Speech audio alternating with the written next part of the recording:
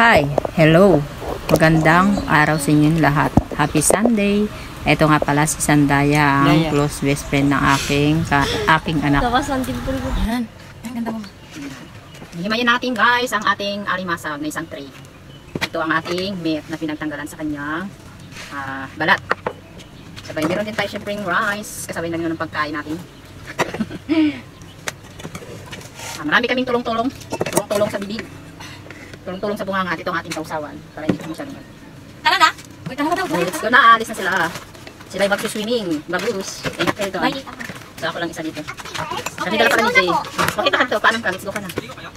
Ay, maligo ka ta? Habang nag-picking crabs tayo, busy ang aking mga kasama. Sila ay pupunta ng swimming beach. Sila sa kanilang preparation ng gamit at baka may malimutan at may kanya-kanya din silang baon. Sila ay bibili na lang pala sa labas ng baon nila doon sa paliligo sa falls. Elog daw pala yun. Nag-kiss nga pala muna ang aking junakis bago sila umalis. Iyak po sa pag-picking ng crabs. Pakita ko sa inyo. Ayan. Sundan nyo lang ang aking galawan ng aking mga kamay. Pinabilisan ko lang guys. Gawa ng misyong ma-hustle at mahaba ang ating pag-edit. Napakahirap mag-edit. Kaya voice over tayo ngayon. Napaka-sarap talaga nito guys. Habang nag-picking ako nito. Craving it tayo talaga. Craving crabs tayo ngayon. Picking pala himay sa Tagalog, hiniwalay ko ang scars niya at ang laman. So ang laman nandito sa platito at ang mga balat ay nasa lagayan din. Kanya-kanyang lagayan. So habang naghihimay tayo, siyempre meron tayong subo-subo at kain-kain. Dahil talagang totally din naman ako kumakain dahil karating ko lang guys. Galing sa paglalako. Naubos din awa ng Diyos ang nilukto kong turon at banana Q. So, ayan, di ba, gumagamit ako ng kutsilyo para yung mga naiwan sa balat ng crabs ay matanggal. At sayang din naman. At alam nyo ba, napakamahal ng alimasag kung bibilin nyo sa palengke. Super ang mahal. Kaya talagang super ang pag-ano ko niyan. Tinatanggal kong maigi. Swak talaga sa buka nga ako. At lalo na pag mataba, talagang di ko tinatantanan. Sobrang sarap. Malinamnam. Yummy. Tara, kain po tayo mga ka-idol. Enjoy lang natin ang ating ginagawa. So, charan. Tara, kwentuhan tayo. Alam niyo ba sa pikingan sa company na pinagtrabahuan ko is walang matitirang maiiwan sa balat ng crabs. Alam niyo kung bakit napakamahal po exporting sa ibang bansa ang meat crabs.